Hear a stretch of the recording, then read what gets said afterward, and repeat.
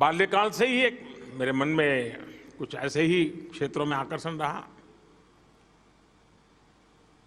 तो प्रमुख स्वामी जी के भी दूर से दर्शन करते रहते थे। कभी कल्पना नहीं थी उन तक निकट पहुंचेंगे,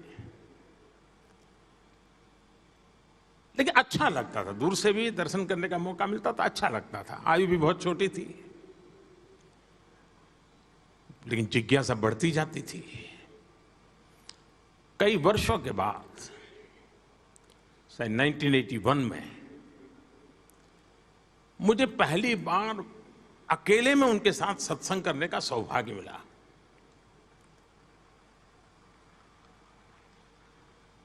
और मेरे लिए सरप्राइज था कि उनको मेरे विषय में थोड़ी बहुत जानकारी उन्होंने इकट्ठी करके रखी थी। और पूरा समय न कोई धर्म की चर्चा, न कोई ईश्वर की चर्चा, न कोई अध्यात्म की चर्चा, कुछ नहीं। पूरी तरह सेवा, मानव सेवा, इन्हीं विषयों पर बातें करते रहे। वो मेरी पहली मुलाकात थी और एक एक शब्द मेरे हृदय पटल पर अंकुरित होता जा रहा था। और उनका एक ही संदेश था कि जीवन का सर्वोच्च लक्ष्य सेवा ही होना चाहिए। अंतिम सांस तक सेवा में जुटे रहना चाहिए।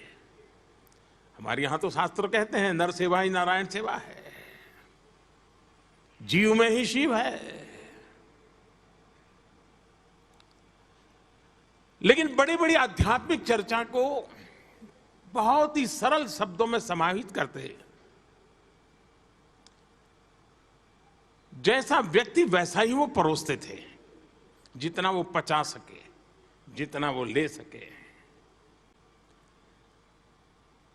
अब्दुल कलाम जी इतने बड़े वैज्ञानिक, उनको भी उनसे मिलकर के कुछ न कुछ मिलता था और संतोष होता था। और मेरे जैसा एक सामान्य सोशल वर्कर, वो भी जाता था, उसको भी कुछ मिलता था, संतोष होता था। ये उनके व्यक्तित्व की विशालता थी, व्यापकता थी, गहराई थी। और एक आध्यात्मिक संत के नाते तो बहुत कुछ आप कह सकते हैं, जान सकते हैं। लेकिन मेरे मन में हमेशा रहा है कि वे सच्चे अर्थ में एक समाज सुधारक थे, वे एक रिफॉर्मिस्ट थे। और हम जब उनको अपने अपने तरीके से याद करते हैं, लेकिन एक तार मुझे जो हमेशा नजर आता है, हो सकता है उस माला में अलग अलग मणके हमको नजर आते, मोती नजर आते होंगे, लेकिन अंदर का जो तार है वह एक प्रकार से मनुष्य कैसा हो, भविष्य कैसा हो, व्यवस्थाओं में परिवर्तनशीलता क्यों हो, अधिष्ठान आदर्शों से जुड़ा हुआ हो,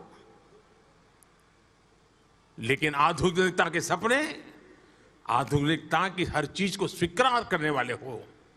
एक अद्भुत संयोग, एक अद्भुत संगम। उनका तरीका भी बड़ा अनूठा था। उन्होंने हमेशा लोगों के भीतर की अच्छाई को प्रोत्साहित किया। कभी ये नहीं कहा भाई तुम है ऐसा करो, ईश्वर का नाम लो, ठीक हो जाएगा। नहीं, होगी तुम्हारी कमियां, होगी मुसीबत होगी, लेकिन तेरे अंदर ये अच्छाई है, तुम उस पर ध्यान केंद्रित करो। और उसी शक्ति को वो समर्थन देते थे, खाद पानी डालते थे। आपके भीतर की अच्छाई ही आपके अंदर आ रही पनप रही बुराइयों को वहीं पर खत्म कर देगी। ऐसा एक उच्च विचार और सहज शब्दों में वो हमें बताते रहते थे।